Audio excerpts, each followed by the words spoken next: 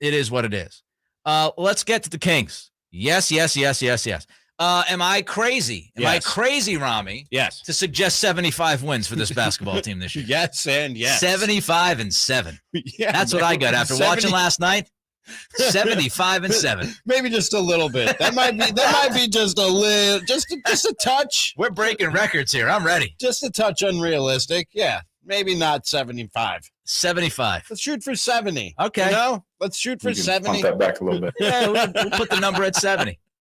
We'll put the number at 70. No, I'm 75-7, baby. Let's start the march. Let's create the banners. I'm ready for it. Let's go back before we break down what we saw last night from this offense, because man, oh man, offensively, what a tremendous night. 70 points at halftime. Yeah, just ridiculous. Let's go back 3 weeks ago or so. Kevin Huerter with the media, he had this to say about the offensive ceiling for this team. Potentially, really no reason for us offensively not to be towards the top of the league on that end of the court. Just the personnel we have and the guys who can just go one-on-one matchups, guys who can space the floor for those people. I think we got a lot of different guys that do a lot of different things and just putting them all together. They missed shots the first night out against the Lakers. Last night they made shots. They made a lot of shots. And what you saw around me is what we talked about during this offseason. Shooters, and then more shooters. Kevin Huerter off to a great start last night. Foxy hit his first 3 or 4 threes. And you just see these guys making shots. Keegan making shots, of course. Terrence Davis, TD comes in. He makes shots. Up and down the board, you're looking at these guys, and you say to yourself, when they make shots, and they have good shooters, they've got the shooters to make those shots, that's the kind of shooting.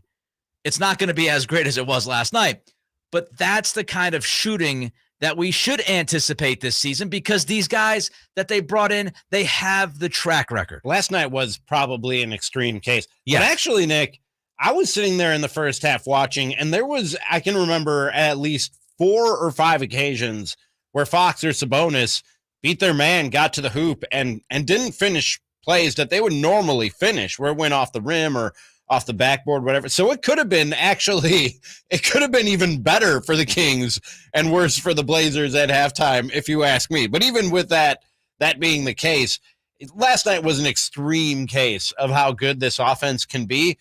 But even still, 70 points at halftime, I think this is a team that can easily, regularly pour in 50, 55, 60 points in a half. Oh yeah. And if they get rolling, that might even just be the normal or the average for them once they get things going. This is there's nothing I saw last night that I look at and I go, well, come on, they can't recreate that. They can't keep doing that.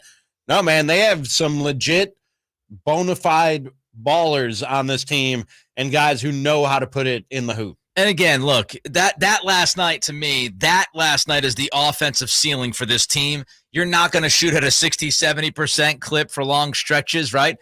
But you saw the shooting. You also saw the ball movement, the man movement. How many passes in the half court did you see them make? This half-second rule that Coach Brown lives by, make the decision within a half a second. Are you shooting? Are you passing? Are you taking it to the basket, right? Are you attacking the closeouts? And you saw that fast, quick, decisive nature of this offense. You saw guys moving. You saw really good spacing. Again, last night, I would not say to expect that every single night this season, or we would talk about 75 wins. But what you saw last night was the offense run almost as perfectly as Mike Brown would love it to be run. And you saw the ceiling. So even if they're a little bit below that, I think this team's going to score a lot of points. You saw the drive and kicks as well. Sabonis running offense off of your big man. I loved the pace. I thought they had great pace. They had great space. I loved every single solitary thing I saw from them offensively. It was one of those games watching it. And poetry. I don't know if this is just because I haven't been here long enough to experience the pain that the JJs and the Verlads of the world have experienced as lifelong Kings fans, but last night was one of those games where I had to try and like stop my excitement. You know what I mean? Like it's preseason, Rami. It's preseason, right? Like not let it. Yes, it was hard, man. Watching that game to just go, it's just preseason. Like there were a couple times where you're like, okay, yeah, okay, and then you have to remind yourself that it's preseason. Like that was, and you know what? If nothing else, Nick, it's going to be a fun brand of basketball to watch. Yes. You know, it's not always going to be as good as what we saw last night, but these guys are going to be a fun bunch to watch this year. And again, when people say, oh, it's preseason, the context of that is guys aren't taking it seriously. You have a lot of guys out there that might not be playing minutes. Again, I will stress this. They have legitimate talent on this team. They legitimately can go 9-10 deep. It's not like Malik Monk is going to forget how to shoot the basketball. He got it going in the second half last night.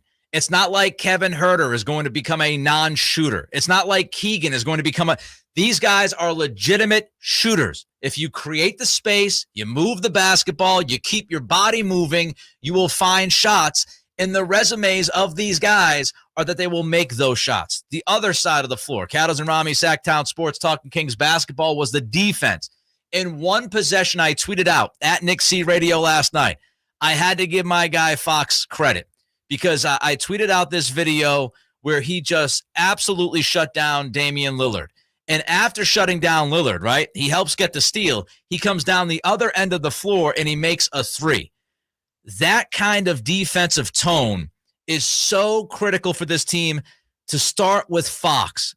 Up top, pressure the basketball, be invested on almost every single possession defensively, and I think the rest will follow. Here was Fox last night talking about the defense. Mostly it's definitely about the defense. I think we've done a good, and obviously, you know, guys aren't playing full games, but even in the first half, I think we've done a tremendous job defensively. And a lot of people were tweeting out that clip, Nick, because that was, I think people see that and they see how good De'Aaron Fox could be at defense if he dedicated himself to it. And look, man, he was like a pit bull with a bone in that possession that you're talking about. Yeah. Like he was all over Dame. He's not going to come down and play that type of defense every possession because then there's going to be no gas left in the tank for him to do what you count on him to do, which is lead the scoring attack and lead the offense. But that shows you what he can be. The question is, and they brought this up on the broadcast last night, last year, Fox's splits against top guards in this league, he actually shows up to defend top guards in this league. Yep. So that he came out and had his A game on the defensive side against Dame Lillard shouldn't be all that surprising. The question will be, can he dial it up night in and night out? But as you pointed out, yes, just a preseason game, but that wasn't a Blazers team that didn't care last night. I mean, at the end, they don't care. It's a preseason game. That L means nothing. But, man, Dame played 27 minutes. Yeah. Grant played 25 minutes. Simons played 28 minutes. The Blazers have a lot of new faces there, and they're trying to sort of put this thing together and have a cohesive unit and gel here in the preseason. They didn't just roll out the basketball last night and get whooped. They showed up last night to play, and the Kings just gunned them down. They're trying to be competitive. Trying to be competitive. The other thing about the defense last night, look, connected, contesting shots. I thought most guys were pretty active, keeping their feet going, staying in front.